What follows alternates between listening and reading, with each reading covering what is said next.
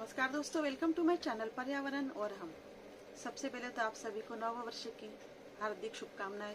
साल 2025 आपके जीवन में खुशियों की सौगात लेकर आए और सबसे बड़ी बात, आप स्वस्थ रहे, मस्त रहे, ऊर्जावान बने रहे। और स्वस्थ रहने के लिए, मस्त रहने के लिए हमें अच्छे पर्यावरण की ज़रूरत है। और आज हम देखेंगे कि पर्यावरण को स्वच्छ रखकर हम अपने आप को कैसे स्वस्थ रख सकते हैं, क्योंकि आज पर्यावरण इतना दूषित हो चुका है जिसका सीधा असर हमारे स्वास्थ्य पर पड़ रहा है और हम ढेरों बीमारियों का सामना कर रहे हैं। क्योंकि हमारे जीने के लिए लगने वाली ऑक्सीजन हमें पर्यावरण से ही मिलती है। तो जब तक पर्यावरण स्वच्छ नहीं रहेगा हम स्वस्थ नहीं रह पाएंगे। और पर्यावरण दूषित हुआ है एक चीज़ की वजह से। जो चीज़ हमें छोड़नी है 2025 में, वो है सिंगल यूज़ कैरी बैग और इसके प्रोडक्ट। प्लास्टिक के ग्लासेस, प्लास्टिक की बोतलें, प्लास्टिक के कप, ये सारी चीज़ें हमें अपने घर से हटानी पड़ेगी, जिससे कि हमारा पर्यावरण स्वच्छ रहे और हम एक स्वस्थ लाइफ जी सकें।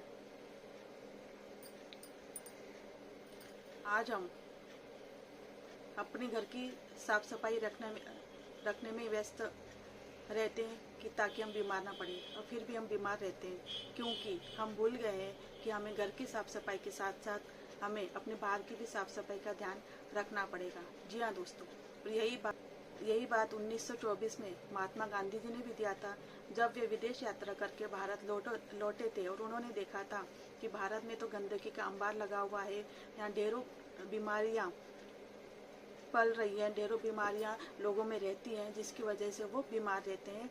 और उन्हें स्वच्छता का संदेश गांधी जी ने दिया था। आज 100 साल बाद भी देश स्वच्छ नहीं है।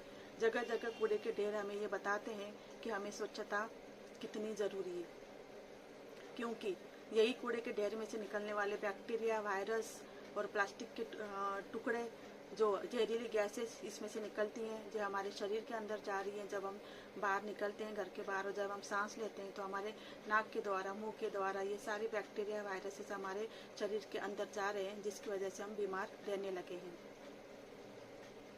और प्लास्टिक के छोटे छोटे टुकड़े भी, सिंगल यूज कैरी बैग हवा में अगर उड़ती रहती हैं, आपने देखा होगा, तो उसके छोटे छोटे कण बन जाते हैं। और यही कण आज माइक्रो प्लास्टिक जिससे कहते हैं, माइक्रो मतलब सबसे छोटा, यही माइक्रो प्लास्टिक बनकर हवा में घुल मिल रहे हैं। और जब हम बाहर निकलेंगे घर के बाहर तो यही प्लास्टिक भी हमारे शरीर में जा रहा है। तो देखिए, सिर्फ एक चीज़ की वजह से हम कितने अस्वस्थ रह रहे हैं और कितनी बीमारियां हमें घिरे पड़ रही है, कितनी बीमारियों का हम सामना कर रहे हैं। तो अपनी रोज़ ज़िंदगी में से ये एक प्रोडक्ट निकाल देने से, ये एक चीज़ निकाल देने से हम स्वच्छता के कितने करीब जा सकते हैं और हम कैसे कितने स्वस्थ रह सकते हैं। तो 2014 में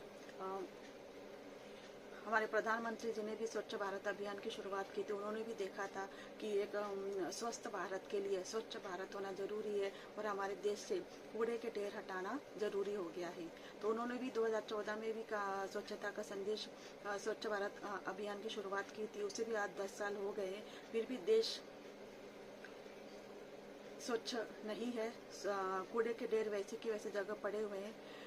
इसका मुख्य कारण है कि हम अपना सहयोग नहीं दे रहे हैं। और जब तक हम आगे नहीं बढ़ेंगे तब तक बदलाव नहीं आएगा।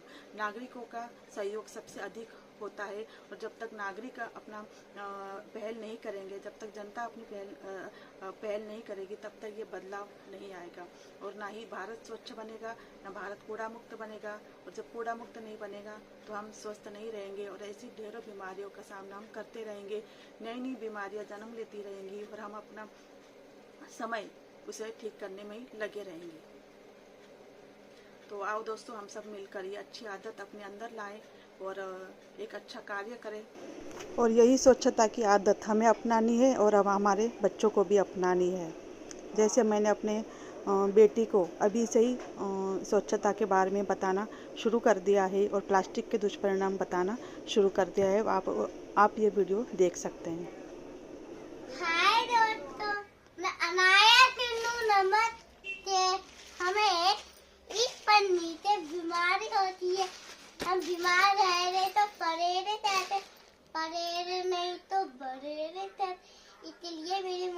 गुजराती चैनल, हिंदी वाला चैनल नीचे डालना चाहिए। बाय दोस्तों।